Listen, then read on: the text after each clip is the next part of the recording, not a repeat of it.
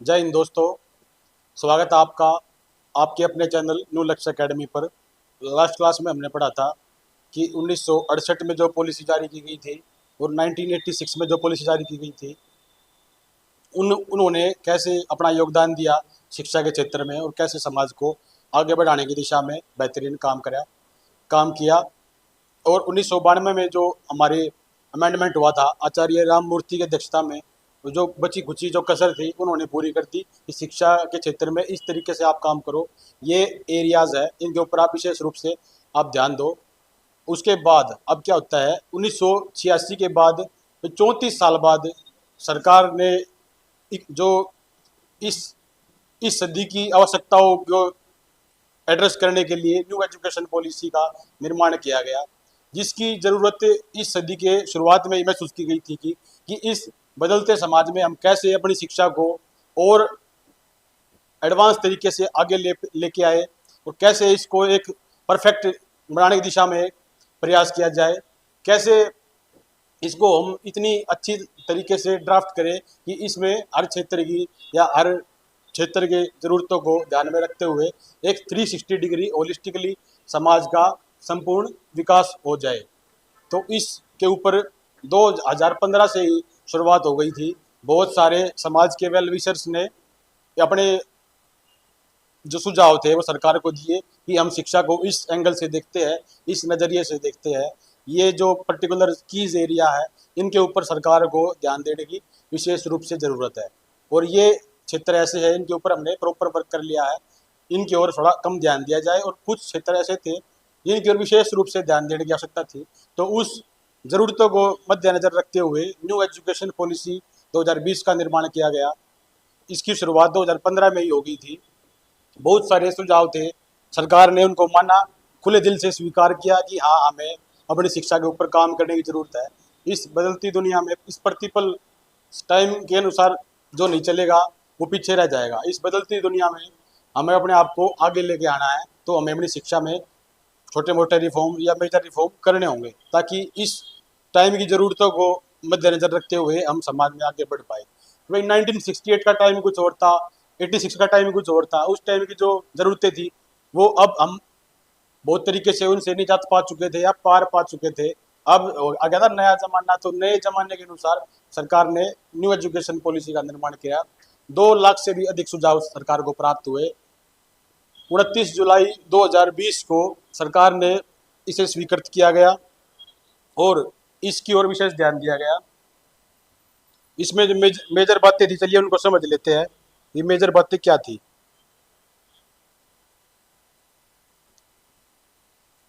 भाई last class में आपने पढ़ा था कि 10+2 सिस्टम होता था पहले। 10+2 सिस्टम होता था कि आपने अपने पेरेंट्स को अक्सर बातें करते सुना होगा कि मैंने +2 उस उस बोर्ड से किया था या मैंने +2 इस बोर्ड से किया था। 10+2 उस टाइम बोलते थे कि +2 मैंने वहां से की, +2 इधर से हो गया, ये हो गया। अब क्या कर दिया, उस सिस्टम को बदल के 5+3+3+4, 5+3+3+4, 5+3+3+4। अब ये सिस्टम, अब सरकार ने इसकी ओर विशेष रूप से ध्यान दिया गया कि बच्चे को जो है प्रारंभिक शिक्षा उसकी जो होगी उस ओर हमें विशेष रूप से ध्यान देना पड़ेगा। बच्चे को जो है शुरुआत से ही हम ऐसे सांचे में डाल देंगे ताकि वो आगे जाके किसी भी तरीके से उसको परेशानी ना हो। कि बच्चे की जो शुरुआत की जो प्रारंभिक अवस्था होती है उसमें सरकार ने विशेष रूप से ध्यान दिया। Early ECCE, early childhood care education की शुरुआत के जो 5 वर्ष हो गए, यहाँ पे आप डायग्राम के माध्यम से बताओगे। जो शुरुआत के 5 वर्ष है उनको क्या बोलेंगे? Foundational stage. क्या बोलेंगे? Foundational stage. इसमें जो शुरुआत के 3 ईयर्स है, इसमें बच्चा आंगनवाड़ी या प्री स्कूलिंग या उसकी जो प्री स्कूलिंग कहाँ होगी? आंगनवाड़ी में होगी या बाल वाटिका में होगी। उसकी एज क्या रहेगी उस टाइम? 3 से जो 6 साल का जो बच्चा होगा उसकी जो प्रारंभिक स्कूलिंग होगी वो आंगनबाड़ी में की होगी। पहले बच्चा क्या करता था कि 5 साल के बाद अपना नाम स्कूल में लिखवाता था। अब सरकार ने क्या किया कि बच्चे को शुरुआत के तीसरे साल से ही आप लेके आओ। अब वो इतना सक्षम है, अब वो अपनी बातों को टीचर के सामने रखेगा तो टीचर समझ जाएगी। उसके अंदर इतना उसका विकास हो चुका है ताकि वो अपनी बातों को आगे कन्वे कर सके।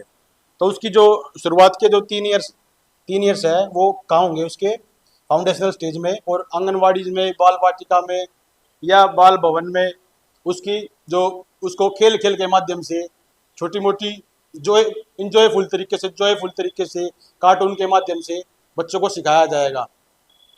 इसमें इस स्टेज में कोई कॉपी किताब की ज़्यादा ज़रूरत नहीं है। बच्चे को भाई स्कूल में लेके आना है, पहले तो उसका डर डर खत्म करना हमने, कैसा बच्चा हंसी खुशी खेलते हुए स्कूल में आ जाए।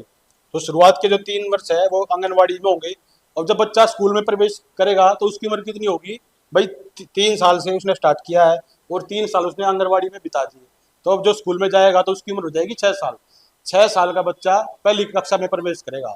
अब उसको इतनी समझ होगी कि वो अपने टीचर को भाई, टीचर के साथ उसका जो नेचर है वो फ्रेंडली हो जाएगा।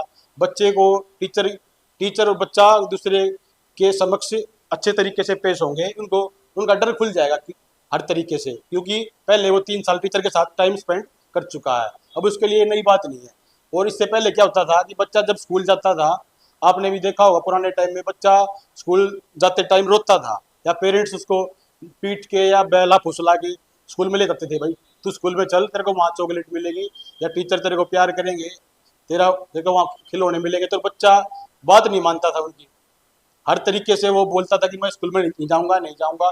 अब क्या हो गया कि 3 साल का बच्चा जो है वो स्कूल में आ गया, और उसको खेल खेल में टीचर के साथ उसका जो रिलेशन है वो ऐसा इस्टेब्लिश हो गया, ताकि टीचर जो है हमारा एक फ्रेंड है, फ्रेंड के साथ हम खेलने जा रहे हैं, स्कूल में मस्ती करने जा रहे हैं, ठीक है। उसका जो डर था वो बिल्कुल खत्म हो गया।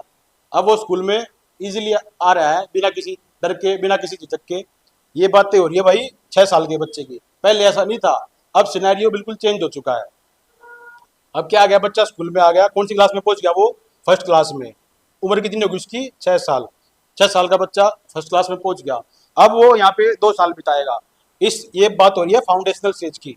फाउंडेशन स्टेज में 3 साल तो उसने स्पेंड कर लिए आंगनबाड़ी में, बाल वाटिका में, ठीक है। अब वो आ गया स्कूल में, जब उसकी प्रॉपर स्कूलिंग शुरू होगी। अब उसको कॉपी किताब के माध्यम से या खिलौनों के माध्यम से उसको बातें सिखाई जाएंगी, काउंटिंग, भाई आप कलर को कैसे पहचानोगे, ये कौन सा कलर है, उसको बेसिक जो बातें होती है वो सिखाई जाएंगी। यहाँ पे 2 साल वो यहाँ पे बिताएगा। उसके बाद जो स्टेज आएगी वो आएगी प्रिपरेटरी स्टेज। भाई फर्स्ट और सेकंड जो है ये फाउंडेशन स्टेज में आएगी। 3 5 ये लिखा ना, 5 5 + 3 + 3 + 4, जो पहले 5 साल है वो फाउंडेशन स्टेज में आएंगे। उसके बाद जब बच्चा तीसरी क्लास में जाएगा तो वो स्टेज दूसरी हो जाएगी, उस स्टेज को बोलेंगे प्रेपरेटरी स्टेज। उसमें बच्चा 8 साल का हो जाएगा और वो तीसरी कक्षा में पहुंच जाएगा। यहाँ बच्चे के ऊपर विशेष रूप से वर्क किया जाएगा। बच्चा अब टीचर के साथ बिल्कुल घुल मिल चुका है, उसको किसी भी तरीके से अपनी बात कहने में कोई परेशानी नहीं हो रही है, वो हर तरीके से अपनी बातों को मनवा पा रहा है या कह पा रहा है। अब वो आ गया प्रेपरेटरी स्टेज में। यहाँ वो पढ़ेगा 3 साल के लिए, कक्षा 3rd to 5th, तीसरी चौथी पांचवी वो यहाँ पढ़ेगा 3 साल में। और स्टेज कौन सी है, प्रेपरेटरी। ये डायरेक्ट क्वेश्चन है भाई, प्रेपरेटरी स्टेज कौन सी है, इसमें बच्चा कब प्रवेश करता है, इनको घुमा फिरा के ऐसे ही क्वेश्चन डिजाइन हो जाएंगे आपके एग्जाम में। इसमें कोई नई बातें, कोई ज़्यादा रॉकेट साइंस नहीं है। भाई प्रेपरेटरी स्टेज जो है वो बच्चों को कहाँ से कहाँ तक डील करती है, या बच्चा कौन सी क्लास में आता है, कितने साल की होती है, यही बेसिक क्वेश्चन पूछ सकता है यहाँ से, और क्या पूछेगा इसके अलावा। इसके बाद उसने भाई 5th भी होगी उसकी, अब वो 6th में पहुंच गया, और उम्र कितनी होगी उसकी भाई, 11 साल का हो गया वो यहाँ पे। अब वो आ गया मिडिल स्टेज में। मिडिल स्टेज में उसके ऊपर और अच्छे से वर्क किया जाएगा, और उसकी जो ज़रूरतें हैं उसके अकॉर्डिंग, कि बच्चा कम से कम इतना सक्षम तो हो क्योंकि वो अपनी वो राइटिंग को या अखबार को अच्छे से पढ़ पा रहा हो, कुछ ना कुछ तो आता हो, ताकि आप कोई उसका अंकल आ गया बाहर से या कोई टीचर आ गया उसको पूछे कि बेटा इसका मतलब बताओ, उसका क्या होता है, ये कलर कौन सा है, इस काबिल तो हो। 6th में पहले क्या होता था कि पहले से लेके 8वीं तक सभी बच्चों को ऐसे ही पास कर देते थे। अब वो सिस्टम नहीं था। अब बच्चों को क्लास में रोक के रखना है, अगर उसके अंदर इतना ज्ञान नहीं हुआ है तो उसको प्रमोट नहीं करेंगे आगे, उसके ऊपर विशेष रूप से ध्यान दिया जाएगा, ताकि आगे चलकर उसको समस्या का सामना ना करना पड़े। अब बच्चे को रोक के रखेंगे, उसके अंदर कुछ कमी है तो उसको वहीं पे रोक लेंगे कि भाई अब ये इतना काबिल नहीं हुआ जिसकी इसको आगे क्लास में प्रमोट करें हम। 6 क्लास का बच्चा जो है उसको इतना तो पता होना चाहिए कि हमारे देश का नाम क्या है, हमारे देश की राजधानी क्या है। ये तो बेसिक बातें बिल्कुल। आप जैसे अखबार अखबार खोलोगे तो जैसे आपके टीचर है या गार्जियन है, तो कोई भी पूछ लेगा भाई हमारे देश की राजधानी क्या है, हमारा देश का नाम क्या है, हमारे देश के प्राइम मिनिस्टर का नाम क्या है। उसको इतनी बेसिक, ये बेसिक बातें तो आनी चाहिए। तो ये सारी बातें मिडिल स्टेज में की गई। अब वो 3 साल यहाँ पढ़ेगा, 6 to 8। उम्र कितनी होगी उसकी? 11 से लेके 14 साल। ये बातें हो रही मिडिल स्टेज की। अब वो 6 to 8 यहाँ पढ़ेगा और उम्र है उसकी 11 से 14। अब क्या किया सरकार ने कि उसको हर तरीके से सरकार उसका इंक्लूसिवली उसका 360 डिग्री होलिस्टिकली उसका विकास करेगी। हर तरीके से उसको सक्षम बना जाएगा। उसका इंटरेस्ट कैसे पैदा किया जाए सब्जेक्ट के प्रति, और उसका इंटरेस्ट डेवलप करने की ओर विशेष ध्यान दिया जाएगा। बच्चों की पहचान की जाएगी कि किस बच्चे का ध्यान किस ओर ज़्यादा है और उसको किस तरीके से हमें ट्रीट करना है। ये नहीं है कि सभी को एक ही लकड़ी से आंकना है। बच्चे का, हर एक बच्चा अपने आप में यूनिक है। हर बच्चे के अंदर अपनी अलग, उसके अंदर अद्वितीय क्षमताएं है, उसके अंदर बहुत सारा पोटेंशियल है।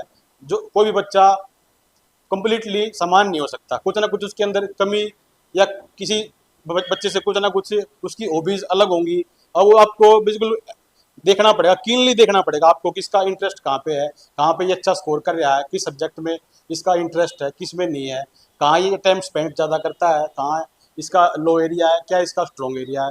तो वो टीचर का काम है। टीचर ये नहीं है कि उसको हर बच्चे को एक ही डंडे से आकेगा कि भाई चलो चलो आगे बढ़ो आगे बढ़ो। अब टीचर ये देखेगा उसका इंटरेस्ट किस फील्ड में है, या किस, उसका सिंगिंग में इंटरेस्ट है, ड्राइंग में इंटरेस्ट है, भाई एक्टिंग में उसका इंटरेस्ट है, किस चीज़ में इंटरेस्ट है। टीचर इस बातों को पहले ही निर्धारित कर लेगा कि हाँ, ताकि कल को पेरेंट्स टीचर मीटिंग हो, उसके माँ बाप पूछे कि हमारे बच्चा कैसा चल रहा है, तो टीचर उसको बता पाए कि आपका लड़का पढ़ाई में भी ठीक है और सिंगिंग में इसका ज़्यादा इंटरेस्ट रहता है, या खेलने में ध्यान ज़्यादा रहता है। आप इसको विशेष रूप से इस ओर ध्यान दो, क्या पता ये इस फील्ड में और आपका नाम रोशन कर दे।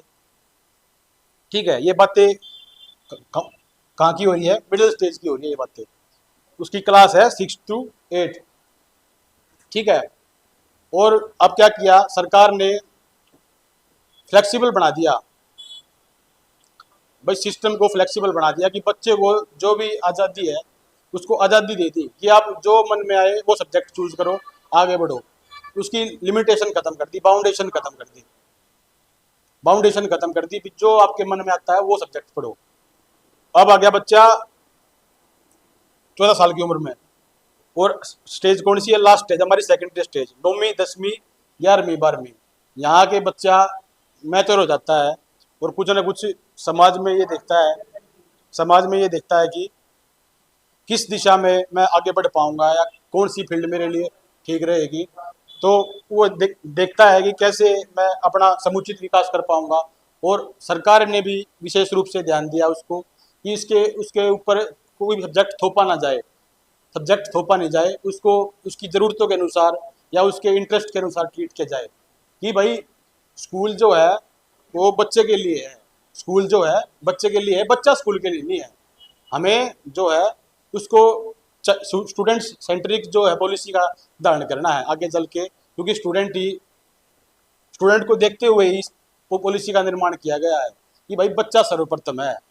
बच्चे की ज़रूरतों को देखते हुए, बच्चे की आवश्यकताओं की पूर्ति करने में हम कहीं भी पीछे ना रहे। 9वीं 10वीं 11वीं 12वीं एज क्या रहेगी? 14 to 18।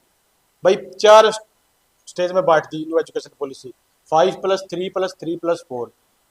5 जो शुरुआत के 5 साल है वो फाउंडेशन स्टेज होगी, और उसके बाद के जो 3 साल है वो प्रेपरेटरी स्टेज होगी, और उसके बाद 3 साल जो है वो सेकेंडरी स्टेज होगी, नहीं नहीं सॉरी, वो मिडिल स्टेज होगी।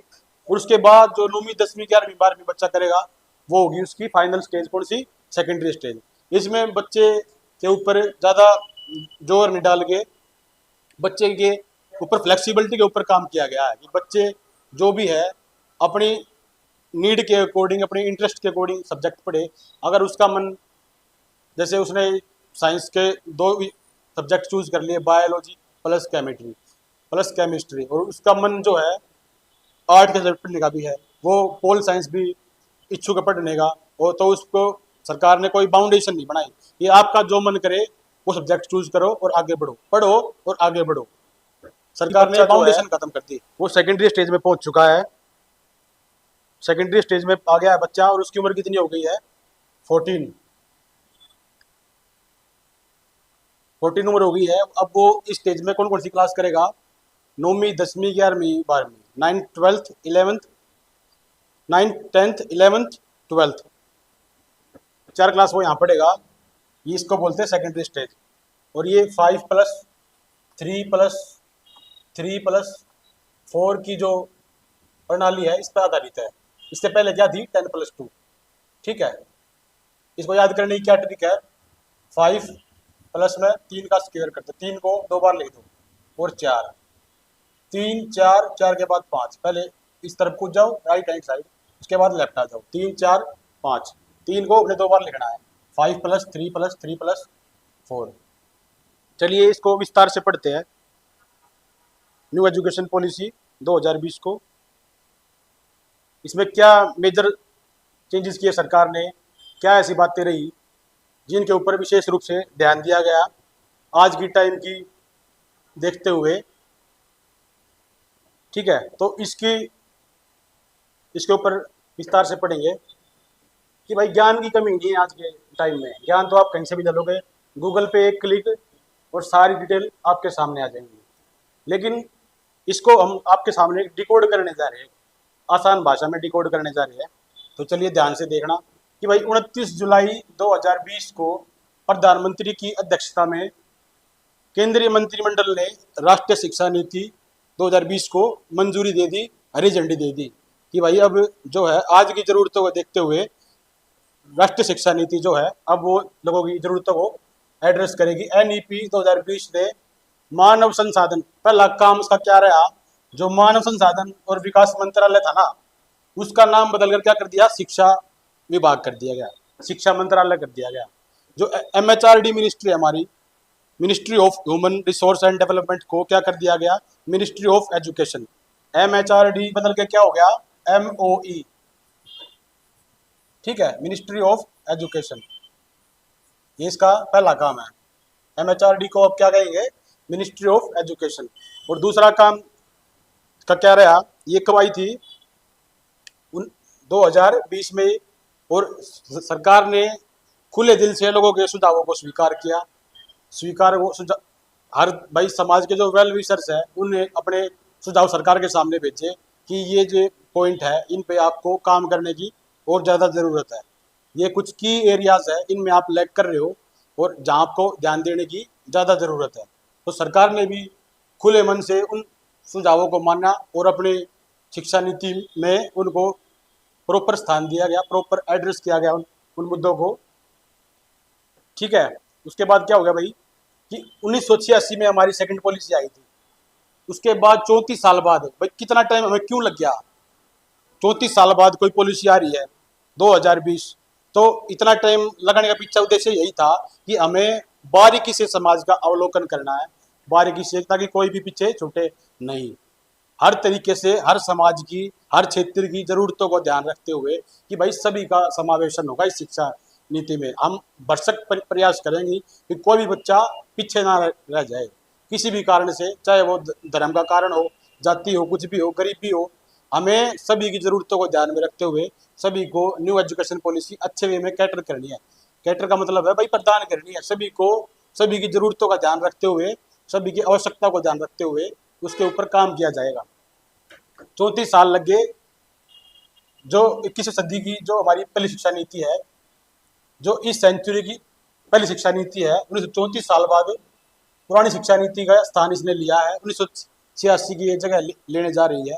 1992 में कुछ छोटे मोटे चेंज हुए थे, लेकिन उनको हम ज़्यादा काउंट नहीं करते, वो ऐसे ही हम उसके 4-5 मुख्य पॉइंट है उनको हम ऐसे ही बात कर लेते हैं उनकी। लेकिन जो मेजर चेंजेस आया ना 1986 के बाद, 1986 के बाद, वो आया 2020 में। इसको तैयार करने के लिए 2015 में ही शुरुआत हो गई थी। 2015 में लोगों को सुझावों को सरकार ने मानना शुरू कर दिया था कि भाई सुझाव किसी का भी हो माना जाएगा। आप हमें सुझाव भेजें, आप शिक्षा को किस एंगल से देखते हो, किस नज़रिए से देखते हो, क्या ऐसे मुद्दे हैं जिनको एड्रेस करना आज की मुख्य ज़रूरत है। जिनके बिना हम आगे नहीं बढ़ पाएंगे। उस दिशा में सरकार ने लोगों के सुझावों को मानना, न्यू एजुकेशन पॉलिसी थी जो, वो उसने अपने कंसल्टेशन प्रोसेस को और ज़्यादा तेज किया। 2015 में, जनवरी 2015 में 2 लाख से भी अधिक सुझाव सरकार को प्राप्त हुए, जिसमें सरकार ने खुले मन से उनको स्वीकार करा और उनको माना और उनकी ओर विशेष ध्यान दिया गया। सबसे पहली बात क्या की गई भाई, इंक्लूसिव एजुकेशन होनी चाहिए, सभी को हमने शामिल करना इस एजुकेशन में, कोई भी इस शिक्षा में पीछे ना रह जाए, किसी भी धर्म के कारण से या जाति के कारण से, कोई गरीब है या कोई पहाड़ी क्षेत्र में रहता है, कोई किसी के पास संसाधनों की कमी है, सबको समावेशन करना, सबका इंक्लूसिवली सबके ऊपर काम करना है, सबको आगे लेके आना है, कोई भी मुख्य धारा में पीछे ना रहे। उनको पार्टिसिपेटरी कि भाई आप शिक्षा के क्षेत्र में योगदान दे, अपना पार्टिसिपेशन दिखाए, इंक्लूसिव तरीके से हमें आगे बढ़ना है, सबको साथ में लेके। ये कुछ डाटा दिया हुआ है यहाँ पे, इनको आप रीड आउट कर लेंगे। भाई इतने ब्लॉक थे, इतने जिले थे, 2 लाख ग्राम पंचायत थी, इन्होंने अपने सुझाव को स्वर्गीय श्री टीएसआर जी को सौंपा। शिक्षा नीति के ऊपर उन्होंने बहुत सारा काम किया, लेकिन किसी कारणवश इनके बीच में मृत्यु हो गई। तो नई शिक्षा नीति के ऊपर सुब्रमण्यम जी टीएसआर की अध्यक्षता में, इसकी जो आपसे क्वेश्चन पूछ लेगा भाई कोई भी एग्जाम में, इसकी अध्यक्षता किसने की थी, उसमें ऑप्शन आ जाएगा भाई, उसमें ऑप्शन दे देंगे सुब्रमण्यम या भाई डी कोठारी ऑप्शन दे देंगे। लेकिन आपको ध्यान में रखना है कि उस टाइम टीएसआर की अध्यक्षता में इस पॉलिसी का निर्माण किया गया था कि किसी कारणवश इनकी मृत्यु होगी तो इनका जो कार्यभार संभाला वो किसने संभाला, सुब्रमण्यम ने इनका कार्यभार संभाला, जो कि हमारे पूर्व कैबिनेट सचिव, फॉर्मर कैबिनेट सेक्रेटरी रह चुके हैं। ठीक है, इनमें भाई मोटी मोटी बात यही थी। चलिए आगे बढ़ते हैं।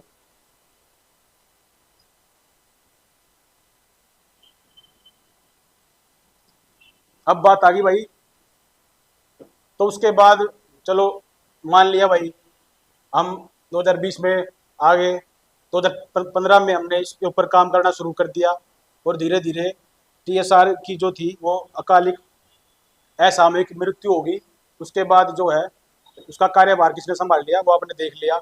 अब आ गया भाई इस पॉलिसी के ऊपर जो मेन काम जो किया था वो किसने किया था, डॉक्टर के कस्तूरी रंगन।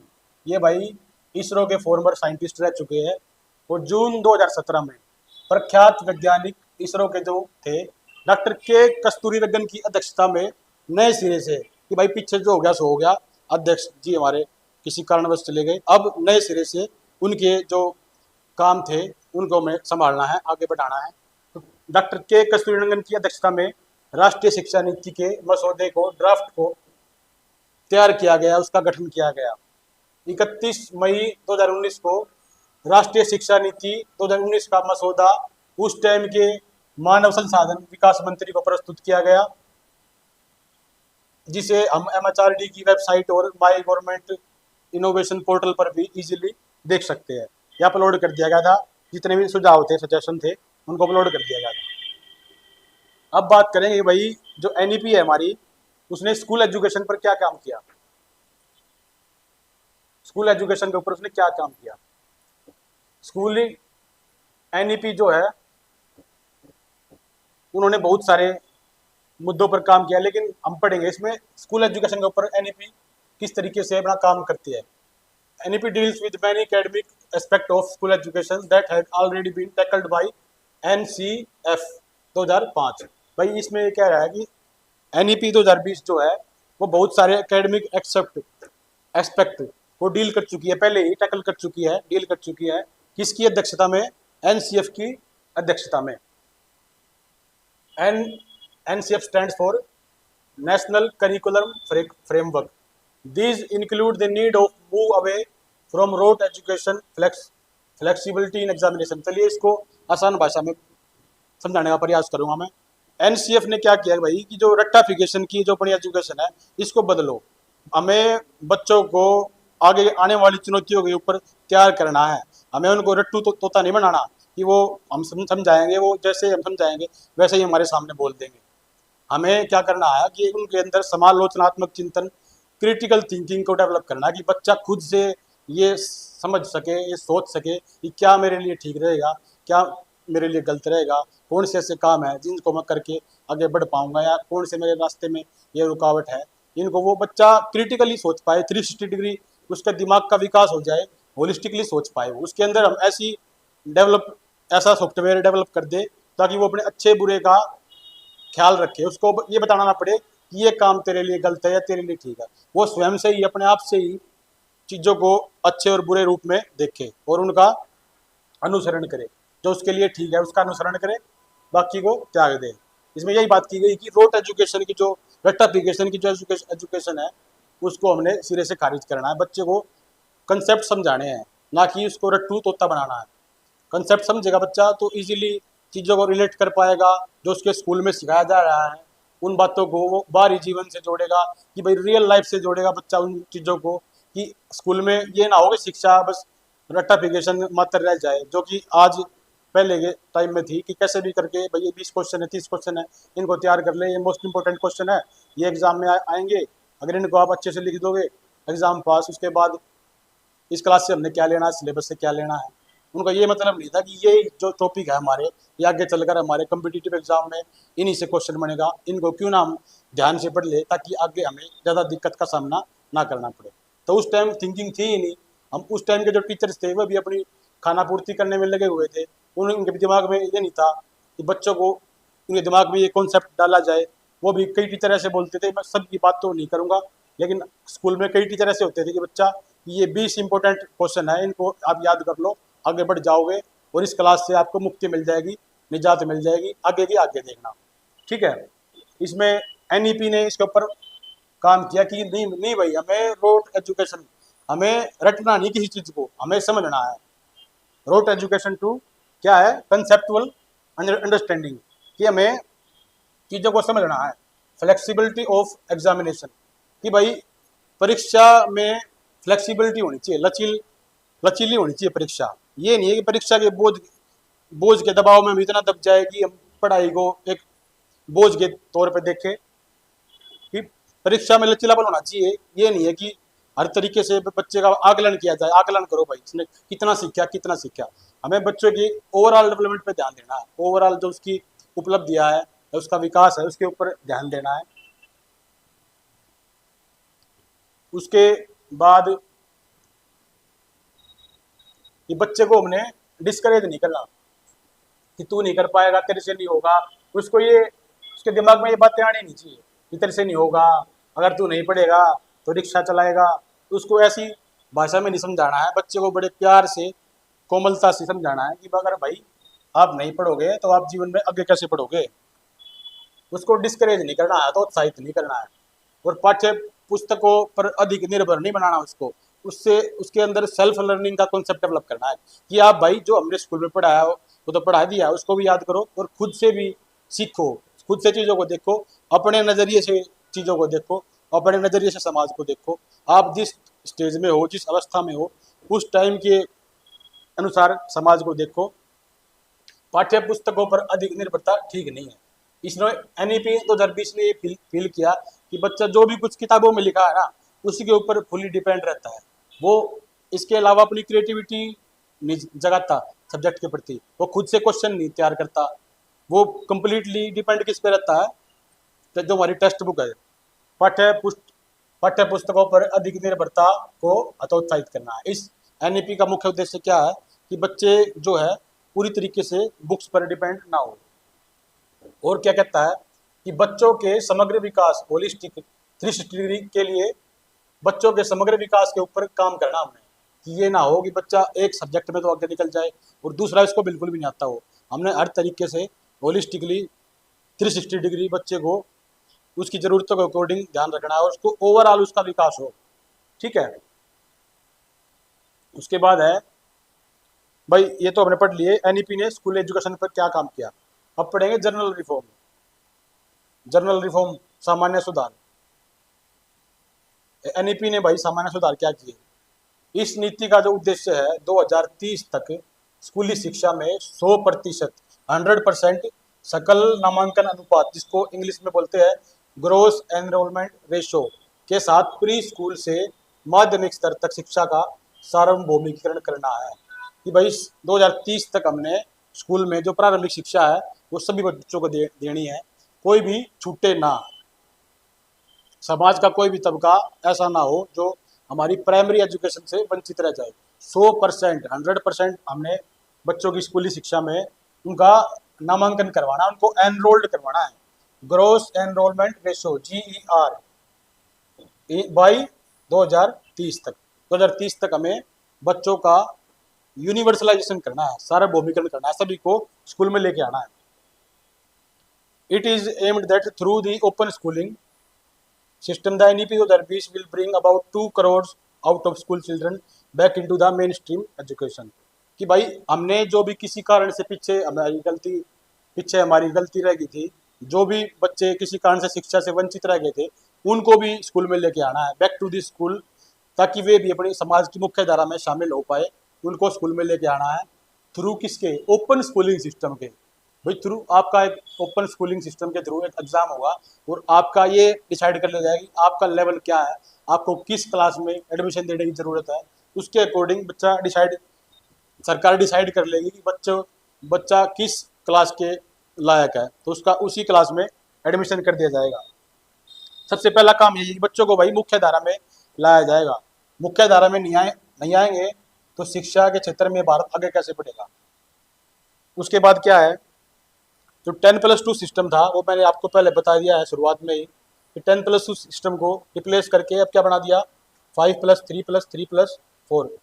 ठीक है, ये इसकी स्टेज है। 3 से 8 साल का वो फाउंडेशन स्टेज में होगा, 8 से 11 इस स्टेज में, 11 से 14 जो है वो क्या करेगा, 6 to 8, 6, 7, 8।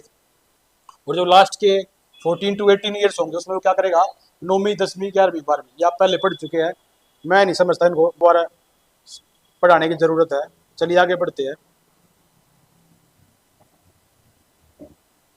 उसके बाद देखते हैं कि भाई प्री प्राइमरी एजुकेशन पे सरकार का क्या हो रहा, क्या राय रही सरकार की, या पूर्व प्राथमिक शिक्षा को सरकार कैसे देखती है। भाई हमने शुरुआत में बात कर ली थी कि सरकार अब बच्चे को ज़्यादा दिन घर पे बैठने नहीं देगी। 3 साल के बच्चे को वो आंगनवाड़ी के थ्रू बच्चे की ज़रूरतों के अनुसार उसकी शिक्षा को स्टार्ट कर देगी। पहले क्या होता था कि 5 साल तक बच्चे को खुली छूट होती थी कि भाई पढ़ो, पढ़ाई का तो नाम ही नहीं होता था। भाई खेल मजे ले, तेरे मौज लेने का टाइम है तेरा, 5 साल तक तू हम तेरे को डिस्टर्ब नहीं करेंगे। अब क्या हो गया, टाइम के अकॉर्डिंग समाज चेंज हो गया, धीरे धीरे समाज ने तरक्की कर ली। जो बच्चे होते हैं वो अब 3 साल के की उम्र में इतने सक्षम हो जाते हैं, वो हमारी बातों को समझने लगते हैं, पढ़ने लगते हैं। अब क्या हो गया भाई, प्री प्राइमरी एजुकेशन, NEP ने इसको कैसे देखा, early childhood care and education system के तहत पूर्व में उपेक्षित। भाई पहले हमारा ध्यान इस ओर नहीं था, अब हमने ध्यान दिया। 3 से 6 साल तक के बच्चों के समूह को शिक्षा दी जाएगी। वही बातें हैं जो मैं बता रहा हूँ आपको कि पहले सरकार उसको 3 साल से ही उठा लेगी। आओ भाई आंगनवाड़ी के थ्रू आप अपनी लर्निंग को स्टार्ट करो। पहले ऐसा नहीं होता था, पहले 5 साल तक बच्चे को, 5 साल से पहले बच्चे का स्कूल में नाम नहीं लिखवा सकते थे, उसको स्कूल में एनरोल्ड नहीं करा सकते थे। अब क्या हो गया भाई, this is the age that has been recognised globally as the crucial stage for the development for mental faculties of a child. कि भाई ये जो महत्वपूर्ण चरण है, 3 से 6 साल का जो है, 3 से 5 साल का जो है महत्वपूर्ण चरण है, इसको आप ऐसे ही जाया मत करो। इसमें आप बच्चे को, बहुत बढ़िया स्टेज है ये बच्चे को आगे बढ़ाने के लिए, इसमें आप बच्चे को पूरी तरीके से ध्यान दो उसके ऊपर। ये ग्लोबली बातें एक्सेप्ट की गई है कि बच्चे की जो मानसिक क्षमता है वो इस टाइम बहुत ज़्यादा होती है। इस टाइम बच्चा अधिक तेजी से वाक्य को सीखता है या अपने जीवन में डालता है। अब क्या हो गया भाई, NCERT ने डेवलप किया क्या, national curricular and pedagogical framework for early childhood care and education, NCPFECCE। ये भाई जितनी भी शॉर्ट फॉर्म है ना, ये एज इट इज आपके एग्जाम में आएंगी। NCPFECCE से स्टैंड फॉर क्या, ये आपको याद कर लेनी है, एक डिट्टो बातें, national curricular and pedagogical framework for early childhood care and education. For children up to the age of, कि भाई इसमें क्या कह रही है न्यू एजुकेशन पॉलिसी, कि बच्चे को 5 साल से पहले पहले सरकार ध्यान नहीं देती थी। अब क्या हो गया कि बच्चे को शुरुआत से ही उठा लिया कि 3 साल के बच्चा, जब बच्चा 3 साल का होगा तो उसको उठा लिया जाएगा आंगनवाड़ी के थ्रू, उसका विकास की ओर विशेष ध्यान दिया जाएगा। और इसमें यही बातें की गई भाई early childhood care and education. समाज बदल रहा है धीरे धीरे, समाज की आवश्यकताओं को ध्यान में रखते हुए बच्चे को, जो बच्चे के पेरेंट्स हैं वो भी कामकाजी हो गए हैं, लोग बाग अपने विकास की ओर ज़्यादा ध्यान देने लग गए हैं। कामकाजी महिलाएं हमारे देश में ज़्यादा, महिलाओं की भी भागीदारी देश को बढ़ाने के लिए उन्होंने अपनी ड्यूटी को बखूबी निभा रही है। तो कई मामले ऐसे आते हैं जिसमें बच्चे को, जैसे कोई भी चीज़ है भाई, necessity is the mother of invention, आवश्यकता ही आविष्कार की जननी है। जो ये प्ले स्कूल आप देखते हो आज समाज में, ये क्यों, इनकी ज़रूरत क्यों पड़ी? क्योंकि हमारा समाज तेज गति से आगे बढ़ रहा है, जिसमें पेरेंट्स बच्चों के ऊपर ज़्यादा ध्यान नहीं दे पाते, या कोई कामकाजी महिला है, उसका हस्बैंड है, वो भी कहीं पे डिपार्टमेंट में कोई काम करता है, तो बच्चे के ऊपर ध्यान कौन देगा भाई? ज़रूरी नहीं है उसके माँ बाप जिंदा हो या उस स्टेज में हो कि वो उस बच्चे के ऊपर प्रॉपर ध्यान दे पाए। सबके घर की अलग कहानी है। तो तो प्ले स्कूल जो है वो इसी बातों को एड्रेस करते हैं कि भाई आप अपने डिपार्टमेंट में, आप ड्यूटी पे जाओ, आपके बच्चे का ध्यान हम रखेंगे कुछ टाइम के लिए, ठीक है।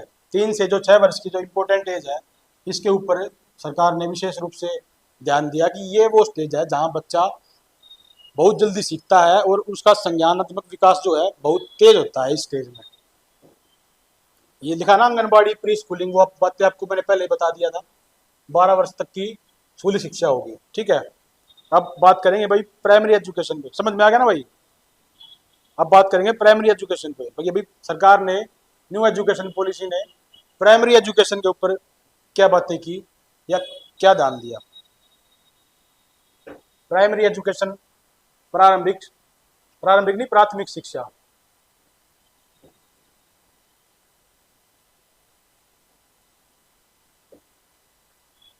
चलिए शुरू करते हैं। प्राइमरी एजुकेशन पे क्या किया? New education policy stress on foundation literacy and numeracy, FLN। इसमें क्या बातें हैं? फाउंडेशन, न्यूमरेसी एंड लिटरेसी, कि बच्चे को इतना आना चाहिए कि वो अपने अंकों का, उसका इतना ज्ञान होना चाहिए उसको कि उसको कम से कम कुछ बातों को समझ पाए, पढ़ पाए, अंकों के बारे में उसका ज्ञान होना चाहिए। भाई तीसरी क्लास में जब बच्चा तीसरी कक्षा में प्रवेश करेगा तो उसको कुछ ना कुछ तो आता हो। उसका हम एक तरीके से टेस्ट ले रहे हैं यहाँ पे कि वो तीसरी कक्षा का बिल के लायक है भी या नहीं है। अब यहाँ पे थोड़ा पोज दे रहे हैं उसको कि उसका टेस्ट लिया जाएगा। इसको बोलते हैं फाउंडेशन लिटरेसी एंड न्यूमरेसी, कि बच्चे के ऊपर ध्यान दिया जाएगा उसको, उसने कितना सीखा है, कि उसकी फाउंडेशन जो है वो कमजोर है या स्ट्रोंग है, बच्चा कितना समझ पा रहा है, कितना पढ़ पा रहा है। फाउंडेशनल लिटरेसी एंड न्यूमरेसी से मतलब यही है हमारा कि बच्चा इतना काबिल हो, उसको अक्षरों की पहचान हो जाए और कुछ ना कुछ उसको आता हो, अक्षरों का ज्ञान हो, ताकि वो एक सेंटेंस को पूरा पढ़ पाए। ये ना हो कि वो कक्षा 3 में पहुंच जाए और उसको बेसिक भी जितनी भी नॉलेज है, भी ये कलर कौन सा है, या 2+2 कितना होता है, या कोई हिंदी में सेंटेंस लिखा हुआ है जिसमें उसको वो एटलीस्ट कम से कम पढ़ पाता हो उसको, ठीक है। उसके बाद क्या होगा भाई, ये एक तरीके से यहाँ पे सरकार ने पहुंच लगा दिया कि ग्रेड 3 का जो भी बच्चा होगा ना, उसको मिनिमम इतना तो आना ही चाहिए। उसके बाद देखेंगे कि उसके ऊपर जो जो करिकुलर कंटेंट है उसका बोझ कम कर दिया जाएगा। Will be reduced to enhance essential learning, किताबों का बोझ नहीं है। आप देखते होंगे कि बच्चे, पहली कक्षा का बच्चा भी अपने बस्ते को भर के लेके जाता था। बच्चे का वेट कम है और बैग का वेट ज़्यादा है। सरकार ने इस दिशा में बेहतरीन प्रयास किया कि इसको बिना बिना किताबों के बोझ के उसको ये किताबें बोझ ना लगे। उन्होंने क्या किया कि भाई जो कंटेंट था वो रिड्यूस कर दिया, करिकुलर कंटेंट को रिड्यूस कर दिया, क्योंकि उसकी वो कहीं ना कहीं बाधा बन रहा था ग्रोथ के। इसेंशियल एनहेंस इसेंशियल लर्निंग, ताकि बच्चा एक खुले दिल से या कंप्लीटली फ्री हो अपनी बात को रखने में, आगे बढ़ने में। क्रिटिकल थिंकिंग, समालोचनात्मक चिंतन, बच्चे के ऊपर कि जो वो महसूस करता है या एक्सपीरियंस है उसका, उसके अकॉर्डिंग उसको पढ़ाया जाए। ये ना हो कि कहीं और से कंटेक्स्ट ले लिया जाए, उसके आसपास के माहौल को ध्यान में रखते हुए, उसका परिवेश को देखते हुए उसके एग्जाम्पल ऐसे सेट करने चाहिए ताकि बच्चा अपनी स्कूली एजुकेशन को अपने आसपास के परिवेश से रिलेट कर पाए। ठीक है, आगे बढ़ते हैं। There will be no rigid separation between academic streams, extra curricular vocational streams in schools, and student will have increased flexibility and choice of subject। स्कूलों में जो अकादमिक धारा होती थी उनको कहीं ना कहीं रिड्यूस किया गया, और जो करिकुलर था उसको भी ज़्यादा फ्लेक्सिबल, ज़्यादा रिजिड ना बनाते हुए, ज़्यादा कठोर ना बनाते हुए उसके ऊपर विशेष रूप से काम किया गया कि भाई कोई कठोर अलगाव नहीं होगा, और छात्रों में लचीलापन, फ्लेक्सिबिलिटी जरूरी है ताकि उनमें विषयों के प्रति जागरूकता पैदा हो और विषयों के प्रति इंटरेस्ट पैदा हो। अब पढ़ेंगे भाई एनईपी लैंग्वेज टीचिंग को कैसे देखता है।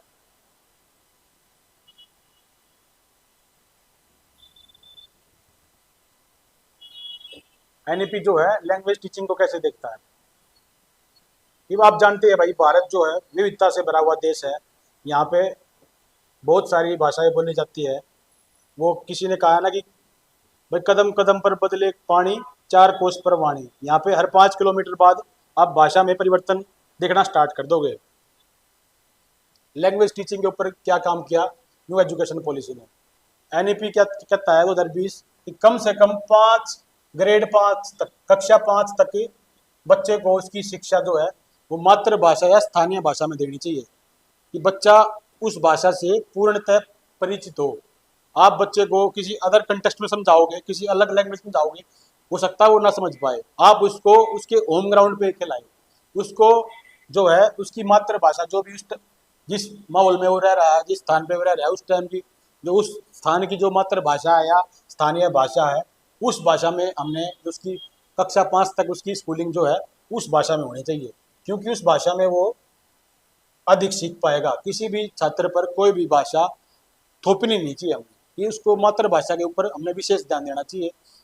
हमें ये पता होना चाहिए कि मातृभाषा के द्वारा ये बच्चा अपनी नींव को मजबूत कर पाएगा। इसमें यही बात है भाई। उसके बाद जो है संस्कृत के ऊपर बोला गया कि संस्कृत जो है वो हर एक लेवल में आप उसको चूज कर सकोगे। संस्कृत ये नहीं है कि आपके ऊपर थोपी जाएगी, आप संस्कृत पढ़ो, आपकी मर्जी है। अगर आप चाहते हो तो पढ़ोगे, नहीं तो नहीं पढ़ोगे। आपको हर साल सरकार ऑफर करेगी कि अगर आपकी इच्छा है, आपका इंटरेस्ट है, तो आप संस्कृत को पढ़ लो, including in the 3 language formula. ठीक है भाई, त्रिभाषा फॉर्मूला में संस्कृत को शामिल कर लिया गया। ये आपकी चॉइस है, संस्कृत पढ़ो या मत पढ़ो। ठीक है, सरकार आपके ऊपर ज़्यादा दबाव नहीं देगी। इंडियन साइन लैंग्वेज, अब बात करेंगे भाई इंडियन साइन लैंग्वेज की। भारत जो है सबसे अधिक जनसंख्या वाला देश है, आप जानते ही है। और आज भी आपको पता हो तो हम अमेरिका की साइन लैंग्वेज यूज करते हैं।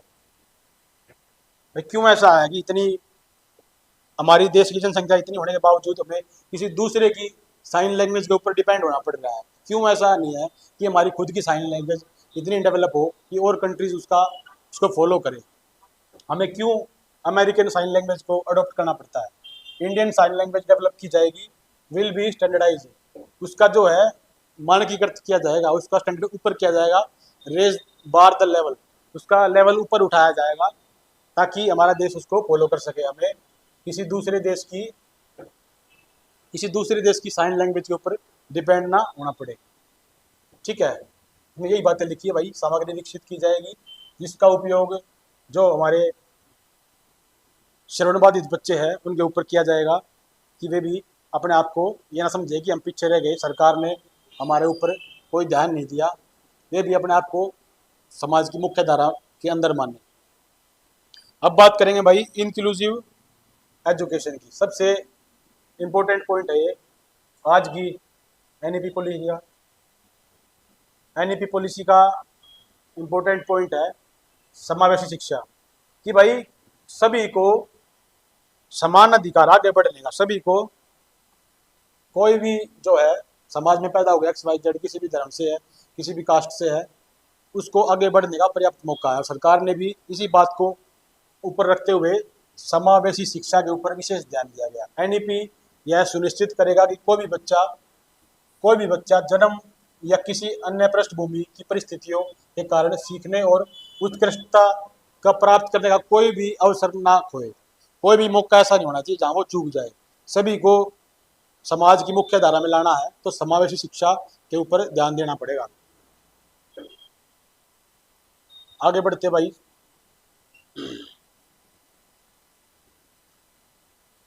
इसमें बात की है भाई special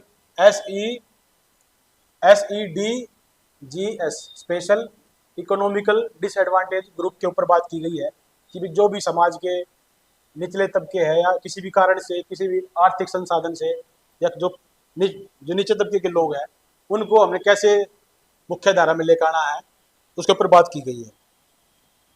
SEDGS special economical disadvantage groups, इनकी बात की गई है कि कैसे हमें gender, socio cultural and geographical identities को एंड डिसेबिलिटीज को भूल के उनको कैसे आगे लेके आना है। पता नहीं समझ कि भाई जो भी पीछे जो वंचित तबके के लोग हैं उनको भी मुख्य धारा में लेके आना हमने। वो किसी भी कारण से पीछे है तो उसमें उनका कोई दोष नहीं है। कुछ ना कुछ समाज जो है उनकी आवश्यकताओं को नहीं समझ पाया या समाज उनकी आवश्यकता को पूरा नहीं कर पाया, तो अब टाइम आ गया अपनी गलती सुधारने का, अपनी गलती को दुरुस्त करने का। उनके ऊपर ध्यान दिया जाएगा, समावेशन करना उनको, सबका साथ, सबका विकास और सबका विश्वास। ठीक है, वे सभी को साथ में लेके आएंगे तभी तो समाज का विकास हो पाएगा, या कोई पीछे नहीं रहना चाहिए। No one left behind. अब क्या हो गया कि gender inclusion fund and special educational zones for education for disadvantage regions and groups will be created. कि भाई स्पेशल एजुकेशन फंड बना दिया सरकार ने कि ये उन बच्चों के लिए विशेष रूप से तैयार किया गया फंड है। इसमें किसी भी तरीके से छेड़खानी नहीं होगी। ये उस समाज की या उस क्षेत्र की आवश्यकताओं की पूर्ति हेतु इसका निर्माण किया गया है। ठीक है, जेंडर इंक्लूजन फंड कि भाई महिलाओं को भी अधिक छूट दी जाएगी ताकि वो आप अपने आने वाले विकास में समाज के विकास में अपनी भूमिका निभा सके। चिल्ड्रन विद डिसेबिलिटी, जो भी निःशक्त बच्चों है, जो भी डिसेबल्ड चिल्ड्रन है, उनको भी हमें किसी भी तरीके से पीछे नहीं रखना है। उनको आधारभूत स्तर तक, बेसिक लेवल तक, उनको उच्च शिक्षा तक उनकी पहुंच होनी चाहिए। उच्च शिक्षा तक नियमित स्कूल शिक्षा प्रक्रिया में पूर्ण रूप से भाग लेने में सक्षम बनाया जाए। कि भाई जो बच्चा है, बच्चे के अकॉर्डिंग स्कूल होना चाहिए। अगर मान लीजिएगा, आपको एक एग्जांपल देता हूँ, अगर कोई बच्चा है, किसी का एक पैर काम नहीं करता और उसकी क्लास 3rd है, जो 3rd फ्लोर पे है, तो अगर स्कूल में लिफ्ट की व्यवस्था नहीं है या व्हील चेयर की व्यवस्था नहीं है तो वो कैसे डेली अपने क्लास तक पहुंच पाएगा। स्कूल को ये चाहिए कि वो उस बच्चे को विशेष रूप से ध्यान में रखते हुए उस क्लास को या तो ग्राउंड फ्लोर पे शिफ्ट कर दे या उसकी ज़रूरतों के अकॉर्डिंग कुछ ना कुछ उसको सुविधा मुहैया कराए स्कूल, ताकि उस बच्चे को परेशानी ना हो अपनी कक्षा तक पहुंचने के लिए। इसमें ये बात की गई है कि जो बच्चा है, स्कूल जो है, स्कूल बच्चे के लिए है, बच्चा स्कूल के लिए नहीं है। स्कूल में हम परिवर्तन कर देंगे लेकिन किसी भी कारण से किसी बच्चे को पीछे नहीं रहने देंगे। शिक्षा तक सबकी पहुंच समान होगी। ठीक है, इसमें यही बातें थी मेन। अब क्या हो गया,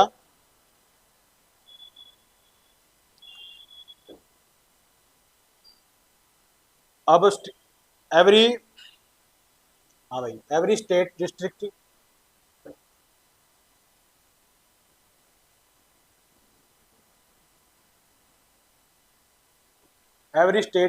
will be encouraged to establish Bal Bhavans as a special day time boarding school.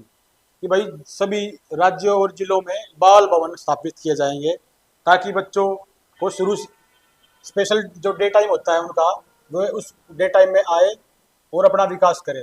To participate in art related, career related and play related activities. कला से संबंधित जितने भी है वो प्रत्येक राज्य का कर्तव्य होगा कि वो अपने एरिया में एक बाल भवन का विकास करे जो कि बच्चे की बेसिक नीड को पूरा करेगा।